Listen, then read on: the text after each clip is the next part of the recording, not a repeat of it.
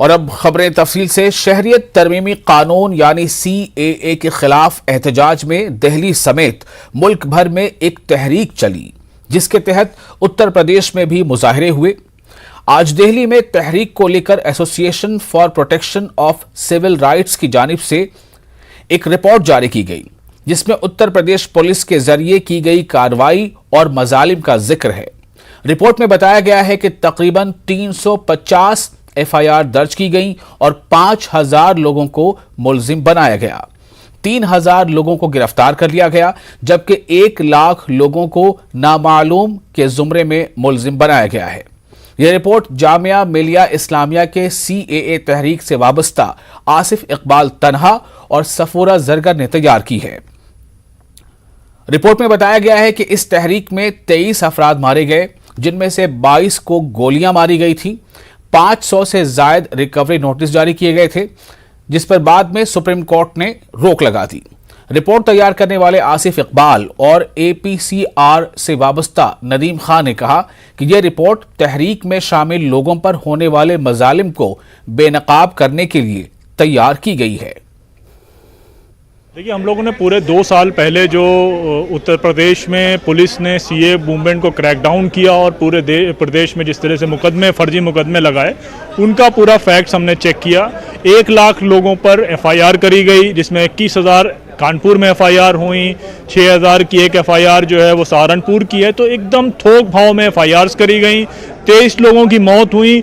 उनकी मौत के घर वालों का उनका ये कहना है कि पुलिस ने उनको मारा, लेकिन उसकी कोई जांच नहीं करी गई कि अगर उनकी मौत हुई है तो उनकी मौत किस तरह से हुई है, किसने उनको मारा है, कैसे वो मरे हैं, किस प्रकार से वो मरे हैं, उस पर कोई चर्चा नहीं हुई।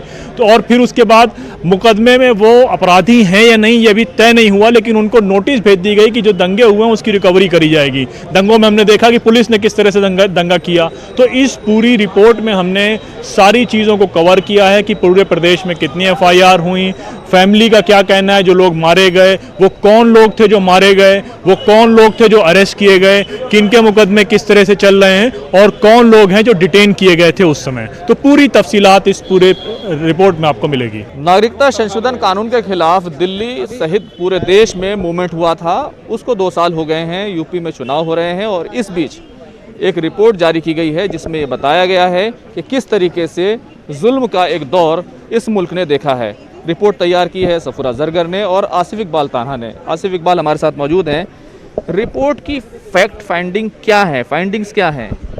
देखिए, रिपोर्ट जो है वो ग्राउंड पे जाके जहाँ पे भी CAA का मोमेंट चल रहा था 2019 में, डेट और टाइम का ये है कि 19 दिसंबर और से लेकर 23 दिसंबर के बीच में यूपी के अंदर जहाँ भी CAA को लेकर प्रोटेस्ट हो रहा था, CAA के अगेंस्ट में प्रोटेस्ट हो रहा था, वहाँ पे पुलिस एक्शन होता है और पुलिस जो है वहाँ लाठीचार्ज करती है। पुलिस जो है वो भीड़ को हटाने के लिए जो है लोगों पे गोलियाँ चलाती हैं।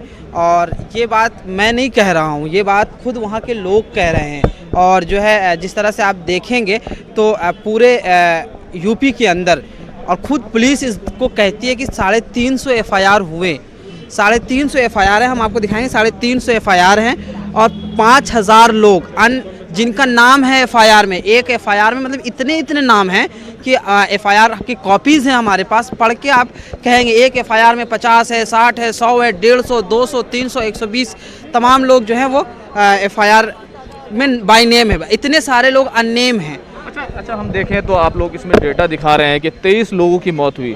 तो किस तरीके से इस चीज़ की इन्वेस्टिगेशन हुई? क्या जिन लोगों ने गोलियां चलाई थी या जिन लोगों के द्वारा गोलियां चलाई गई थी उन पर कुछ कार्रवाई हुई, कुछ उसकी जांच हुई? देखिए, जिन पे गोलियां चली और जिनका डेथ हुआ, असल में क्या है कि जब हम वहाँ के लोगों से बात करते हैं तो वो कहते हैं कि उनको इस जगह पे, इस प्लेस पे, इस टाइम पे जो है उनकी फैमिलीज़ बताती हैं कि गोली लगी। हम लोग एक सवाल रेज़ करना चाहते हैं कि आखिर जब पुलिस ये कह रही है कि वो हमारी गोली नहीं है, वो जो लोग वहाँ पे थे उन्होंने ही गोलियाँ चलाई हैं, उनकी गोली से जो है वो उनकी मौत हुई है, तो ये एक जाँच का विषय है। और अब तक आप जांच नहीं हुआ। अगर वहाँ के लोगों के जो आपस ये कहते हैं कि आपस में लड़ाइयाँ हुई हैं, आपस में प्रोटेस्टर ही जो है गोली चलाए, तो एटलीस्ट कौन था? पुलिस का काम है जांच करना। पुलिस इस बात का दावा करती है कि हम लोगों को इंसाफ दिलाएंगे, जांच करेंगे, कोई जांच नहीं हुआ। अभी यूपी में चुनाव हो रहे हैं, 2 चरण के चुनाव हो चुके हैं, उस बीच ये रिपोर्ट आती है, तो इसका मकसद क्या है इस टाइम इसको रिलीज करना? देखिए, इलेक्शन से हमारा कोई मकसद नहीं है। हम सिर्फ ये चाहते हैं कि सीए एक इशू था, है और रहेगा। तो ये वो रिपोर्ट है। हालांकि ये रिपोर्ट ये कहती है कि इसमें तकरीबन 23 लोगों की मौत हुई जो यूपी में एक्शन हुआ था पुलिस के ज़रिए से, जो पूरा जिस तरीके से प्रोटेस्ट हुआ था। 22 लोगों के को जो है सीधे तौर पर गोलियां लगी थी और एक शख्स को पत्थर लगा था। साथ ही साथ 500 के करीब रिकवरी नोटिस जारी किए गए थे। 3 करोड़ 40 लाख रुपए से ज़्यादा के रिकवरी नोटिस थे। हालांकि हाल ही में सुप्रीम कोर्ट ने इस पूरी रिकवरी प्रोसेस पर रोक लगा दी है, लेकिन आज ये प्रेस कॉन्फ्रेंस की गई, सवाल उठाया गया आखिर जो लोग, जिन लोगों को निशाना बनाया गया, जो लोग मरे, जिन लोगों की मौत हुई, उनको इंसाफ अभी तक क्यों नहीं मिला है और आखिर इंसाफ कब मिलेगा? कैमरामैन फिरोज वानी के साथ खुर्रम शहजाद, न्यूज़ 18 दिल्ली। दिल्ली के जामिया नगर इलाके में पुलिस स्टेशन के साइन बोर्ड पर तनाज़ा खड़ा हो गया है। दरअसल पुलिस स्टेशन के बाहर नया साइन बोर्ड लगाया गया है जिससे उर्दू गायब है। इस वाकये से लोगों में नाराजगी है। क्या है पूरा मामला, देखिए हमारे नुमाइंदे खुर्रम शहजाद की ये रिपोर्ट।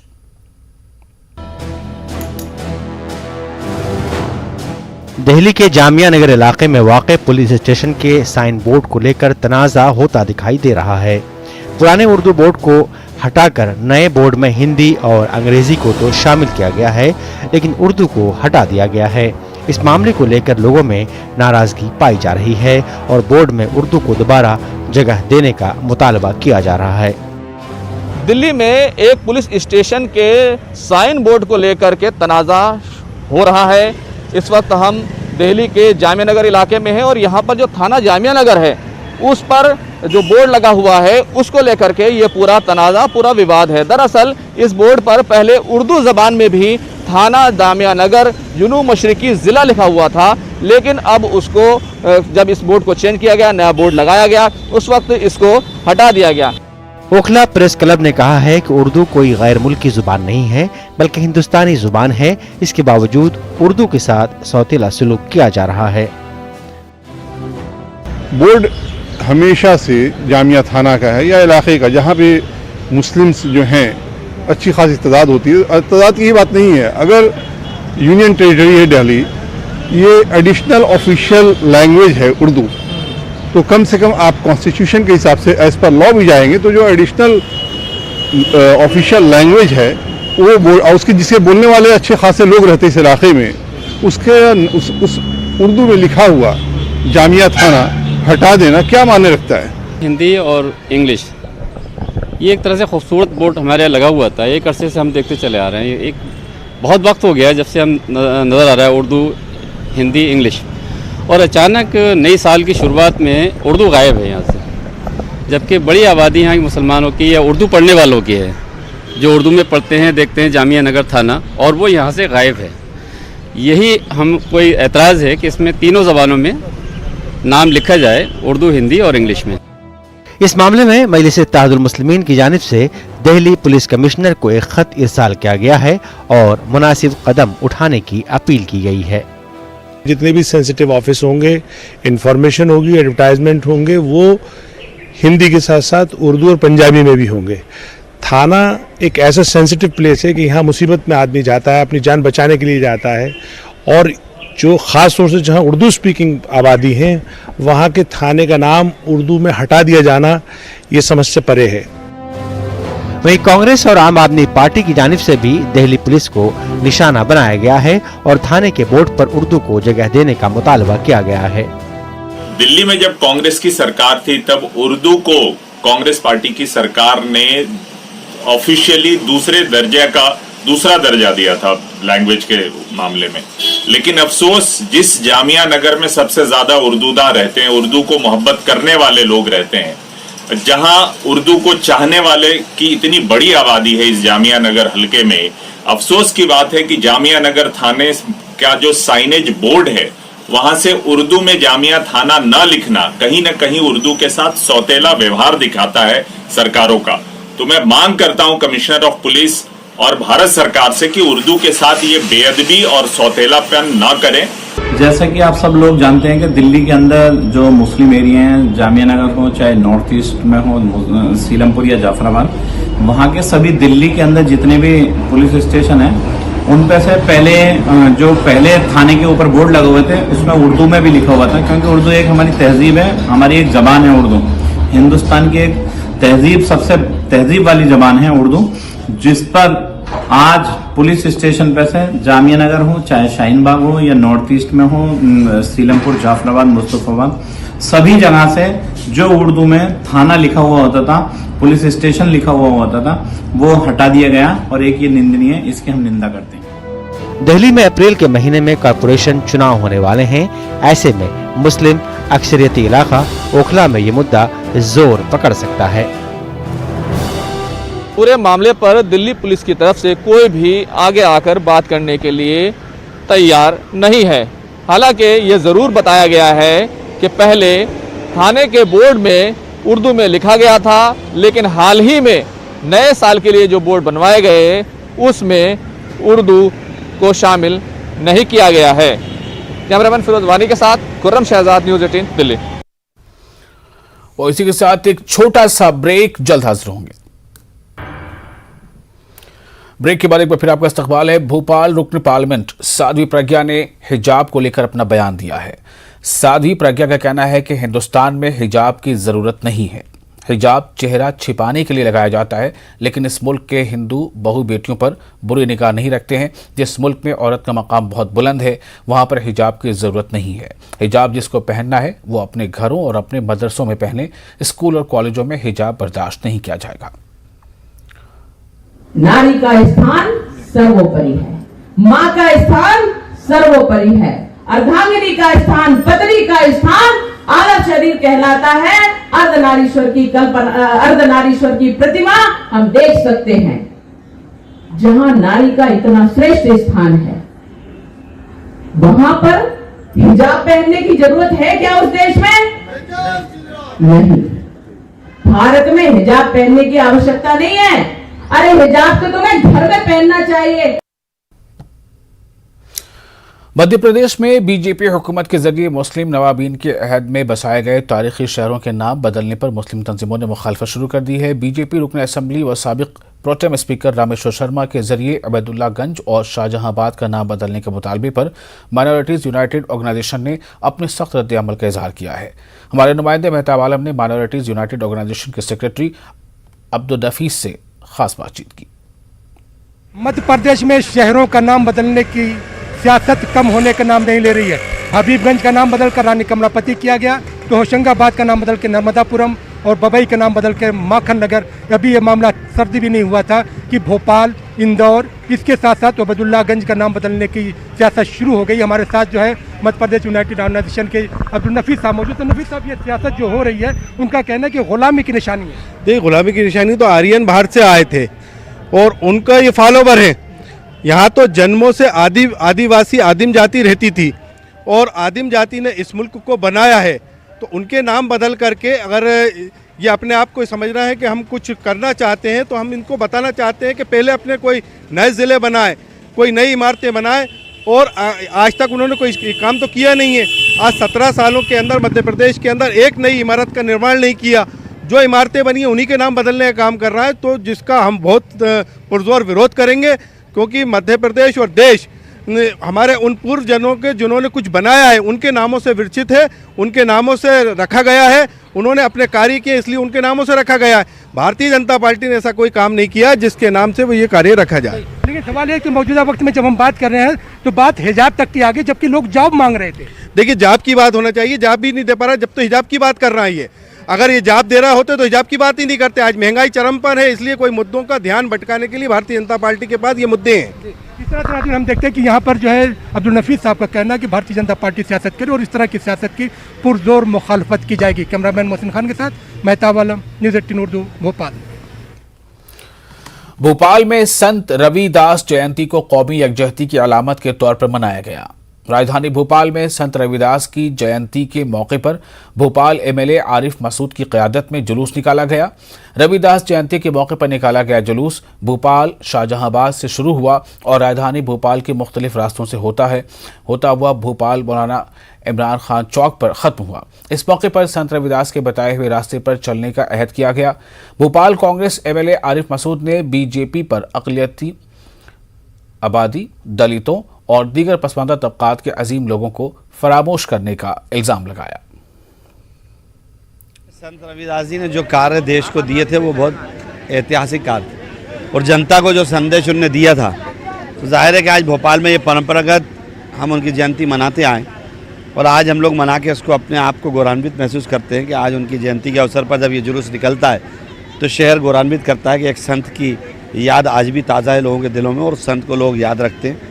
मैं अपनी ओर से भी उनको श्रद्धांजलि देता हूं और पूरे भोपाल की तरफ से, और उम्मीद करूंगा कि संत रविदास जी ने जो कार्य दिए थे जोड़ने वाले, जो मोहब्बत का पैगाम दिया था, जो उन्होंने संविधान दिए थे, जो उन्होंने देश का सपना सजोया था कि ये देश विश्व में आगे बढ़े, उसको पूरा करने के लिए जो उनके वंशज जिस तरह के परंपरागत ढंग से आगे बढ़ाए हुए हैं, हम सब लोग मिलजुल कर अगर उसी को कार्य करेंगे तो ये देश तरक्की करेगा।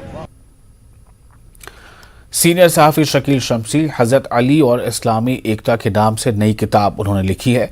दिल्ली में किताब का रस्म इजरा किया गया। रस्म इजरा की तकरीब में उलमा कराम और सरकर्दा शख्सियात ने शिरकत की। किताब के मुसन्निफ शकील शमसी का कहना है कि उन्होंने अपनी किताब के ज़रिए एकता पैदा करने और इख्तलाफ को ख़त्म करने की कोशिश की है, क्योंकि हज़रत अली ने पूरी ज़िंदगी इस्लामी इत्तेहाद के लिए वक्फ की थी।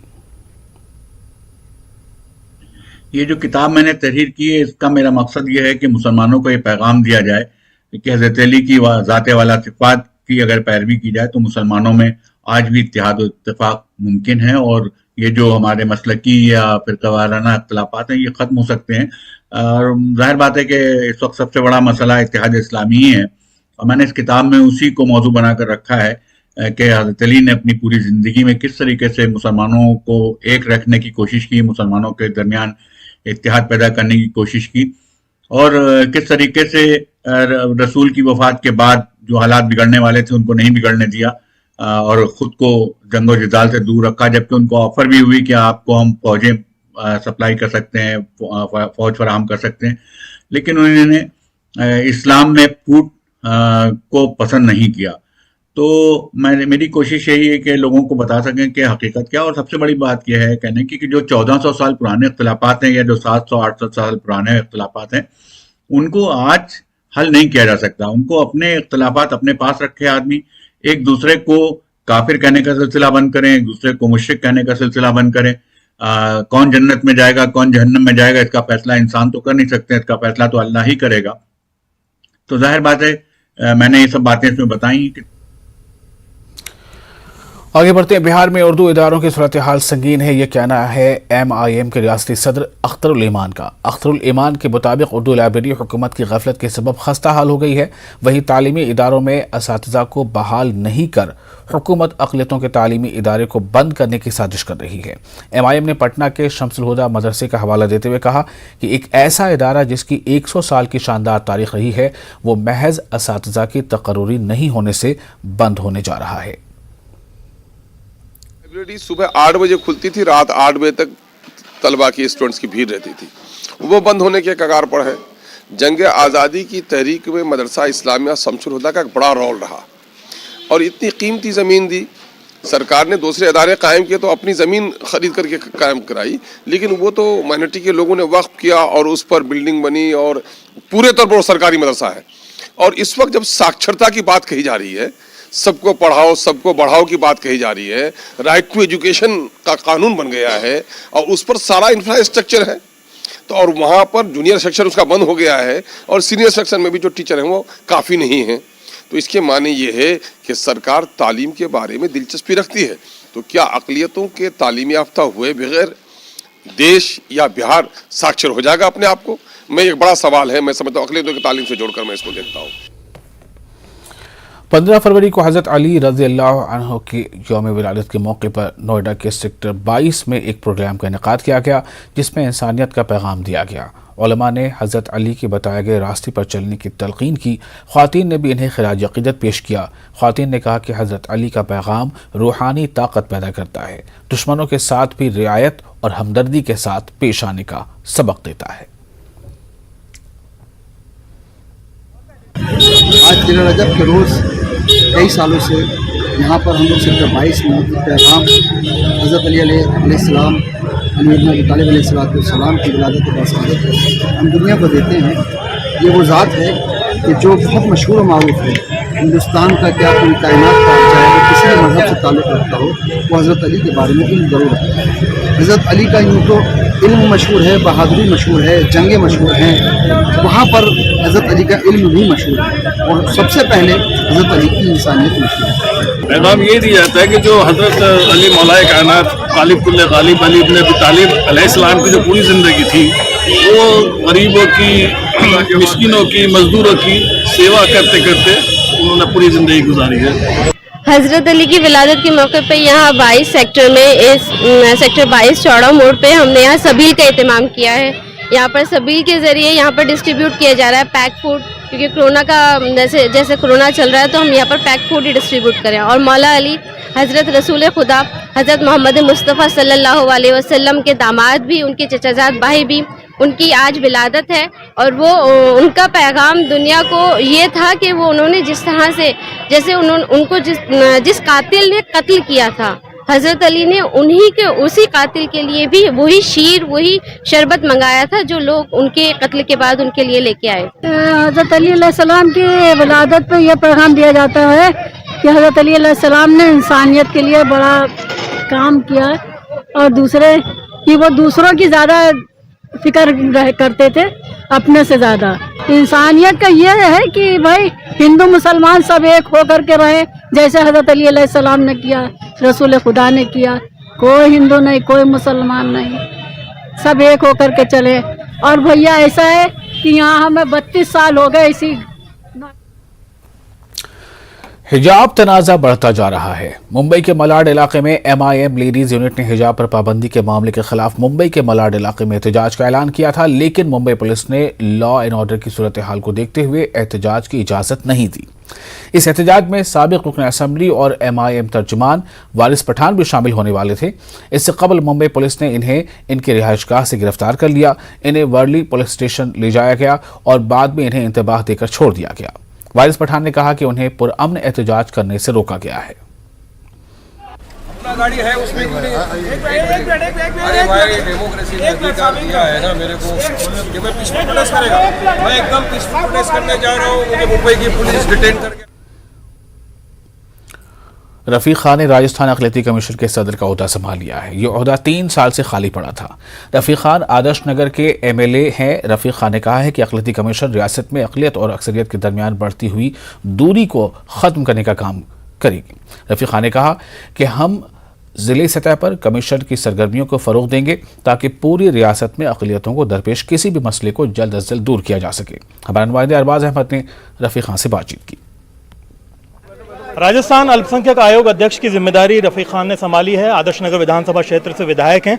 आज विधिवत रूप से अपने पद को उन्होंने संभाला। सर, बहुत बहुत मुबारकबाद आपको, एक बड़ी अहम जिम्मेदारी।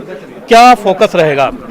देखिए, ऐसा है, सबसे पहले तो धन्यवाद मुख्यमंत्री जी का, अजय माकन जी का, गोविंद डोटासरा जी का, सबसे पहले इन सब का धन्यवाद। और मैं ये कह सकता हूँ कि जो उन्होंने मेरे पे विश्वास जताया है, जिस तरह की उपेक्षाएं, आकांक्षाएं मुझसे की है, माइनॉरिटी आयोग से की जा रही है, मैं उस पर पूरा खरा उतरने की कोशिश करूंगा, काम करने की कोशिश करेंगे।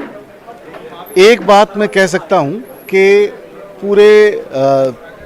पूरे राजस्थान के अंदर जो डिस्ट्रिक्ट लेवल पे प्रोग्राम चलाए जा रहे हैं, उसमें कैसे गति दी जा सके, किस तरीके से उनके कामों को निपटाया जा सके, कैसे उनमें डेवलपमेंट प्रोग्राम को मूव किया जा सके।